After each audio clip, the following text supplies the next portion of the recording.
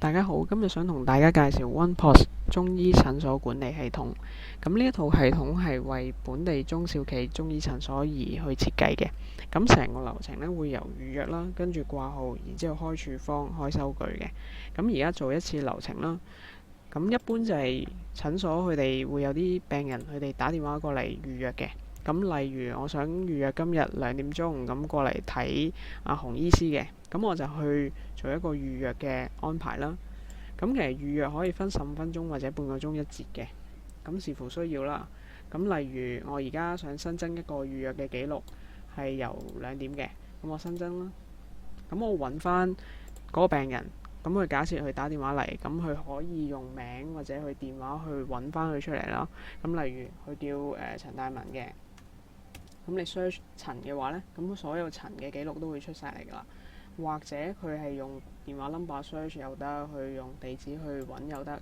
咁例如電話啦，咁所有呢個字母嘅都會 search 到啦。陳大文啦，咁佢想 book 邊一位醫師啦，咁或者邊一張床啦，邊一張病房，咁我哋統稱呢啲叫資源嘅。咁15分鐘一節啦，咁我當我 book 當3個字啦，咁就由2點去到2點3咁先算啦。備註呢啲可以寫可以唔寫嘅，咁我儲存。咁我就新增咗一個預約嘅記錄噶啦，陳大文。咁陣間就會過嚟睇啦。好啦，假設陳大文嚟到診所啦，咁佢想掛號，咁因為預約佢可能甩底噶嘛，佢可能唔出現嘅。咁但係掛號嘅意思就係真係出現咗啦，喺個診所嗰度啦。咁我就去揾翻佢嗰個預約，然之後將佢新增去到一個掛號嘅，咁將佢掛號啦，咁排咗條隊啦，備註佢可能而家唔係想睇洪醫生啦，想睇阿黃醫生嘅或者黃醫師嘅，咁就可以啦，咁儲存佢咯。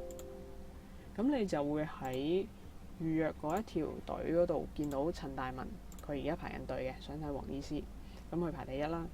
咁跟住所有即係一路排緊隊嘅記錄都會喺下邊嘅。咁假設黃醫師喺房入邊啦，咁佢想見到陳大文係想睇我嘅，咁我就攞呢個籌啦，然之後就開處方啦，呢個位開處方。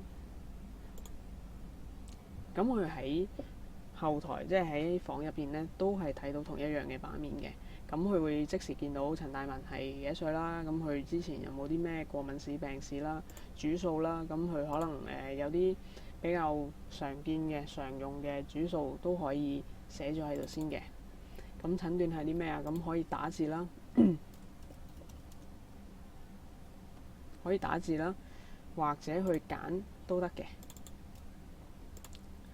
咁另外就係下邊一啲備註啦，呢啲都係一啲 master file， 即係所講係預設咗嘅，咁可以改嘅呢啲。咁視乎診所嘅需要啦，咁去改翻啦。咁至於開藥啦，開方嘅話呢，咁有幾種輸入方法啦。咁第一種就係打第一個關鍵字啦。咁例如我想開個防風嘅，咁我就打翻個防字。咁所有防字頭嘅中藥呢，嘅藥名咧都會出現㗎啦。咁例如我揀呢個啦，然之後拍 Enter， 咁我要2份。咁個單位其實就係可以診所自己去 set 翻，去設定翻嘅。咁例如防風係2克2克，或者佢係2錢2錢都冇所謂嘅。咁個單位可以寫翻。第二種方法就係去揾翻嗰個飲片啦，或者濃縮中藥啦所講。咁我開幾款啦。咁佢拍翻成張方出嚟啦。咁另外嘅方法呢，就係去揀啦，喺呢度揀啦。咁3種方法都可以嘅。咁另外有一啲情況就係可能有啲複方啦，或者啲家傳秘方啦。咁我哋會叫佢套裝產品嘅。例如我想揾張所講方1啦，俾個名佢，然之後打翻份量，咁成張方呢就會出晒嚟㗎啦。咁加減呢啲其實就冇所謂嘅，即係可以入到嚟先再加減都得嘅。咁另外呢，因為我哋係中小型嘅中醫診所啦，咁通常都會係以一個全包現形式，即係診金加藥費咁樣嘅。咁我哋就可以去揀翻嗰個服務收費啦，診金300蚊咁先算啦。咁咁藥費如果有嘅話，都可以加埋嘅。咁例如藥費啦，咁我有2份咁樣，或者2日藥，咁就可以出到張單500蚊咁樣噶啦。咁呢啲加加減減啦，咁我唔寫太多啦。假設咁樣啦，咁跟住呢，我就可以去儲存佢噶啦，開張處方。咁後面其實可以睇到一啲成本嘅，視乎醫師嘅權限啦。咁後面亦都可以睇到呢一個病人佢之前睇過嘅診症記錄啦，或者佢可能琴日嚟過嘅，咁今日啲症狀差唔多，開翻差唔多嘅藥都可以複製嘅。咁開完處方啦，咁我就可以儲存佢啦。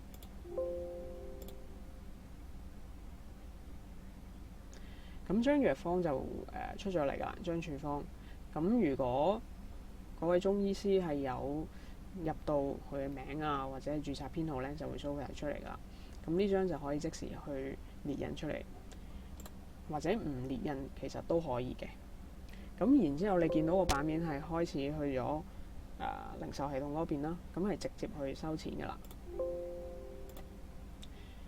咁你見到頭先出咗 VIP， 咁陳大文如果佢係 VIP 或者有啲特別需要嘅，咁都可以有啲預設嘅提示咁樣啦。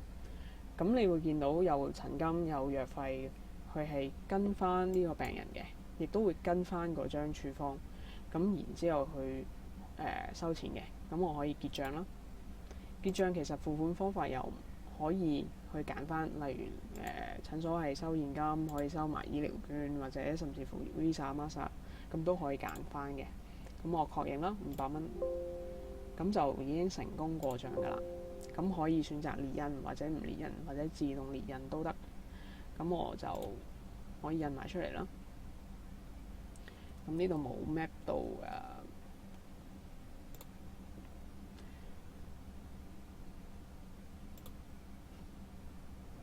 好，咁成個流程呢，基本上就完成㗎啦。咁開處方又預約啦、掛號啦、開處方、開收據，咁全部都完成㗎啦。咁收據嗰度可以喺邊度睇翻呢？咁其實有個叫銷售單記錄嘅。咁頭先開過嘅單係陳大文啦，咁佢有診金同藥費嘅，咁總共500蚊用 cash 去俾啦。咁我想去預覽翻或者重印翻都得嘅。呢張就係嗰個正式收據。啲 header 即係所講一啲 logo， 診所可能有個logo 嘅，或者一啲地址電話，呢啲全部都可以改翻嘅。咁另外就係處方啦，處方嘅記錄都可以睇得翻嘅喺呢度。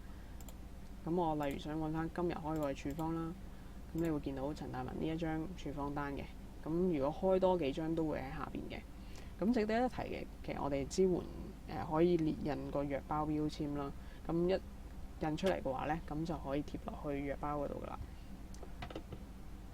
咁如果個病人佢想開張到診紙或者病假紙呢，都可以嘅。咁例如陳大文想翻轉頭就話想開翻張到診紙咁樣，咁我新增到診紙啦，剔翻個病假紙啦，開1日啦。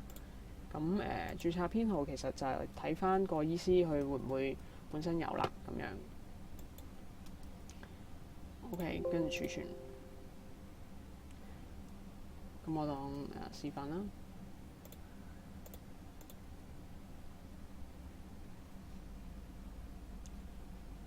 咁其實可以去翻到診紙嗰度睇翻啦。咁其實正常就已經印咗出嚟㗎啦。咁但係呢度未有列印機啦。咁呢張到診紙啦，另外有張病假紙啦，咁都係 map 翻陳大文嘅。咁成個流程呢，大概就係咁樣啦。咁至於病人嗰個病歷啦，都可以係跟翻名啊或者電話去揾翻出嚟嘅。咁例如陳大文咁樣，我想揾翻佢出嚟嘅。咁我睇翻佢之前睇過啲咩處方啦，咁開過啲咩藥啊、診斷啊，有冇啲咩過敏史病史啊，或者佢嘅銷售記錄啦，咁佢可能單純可能買支人參嘅都可以嘅。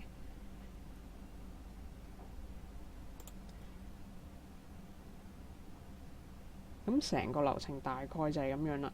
咁至於話支唔支援套票啊，即係例如有天購嗰啲，我哋都支援嘅。咁另外會有 Apps 啦，即係手機上嘅程式啦，咁可以睇到一啲銷售嘅記錄啦。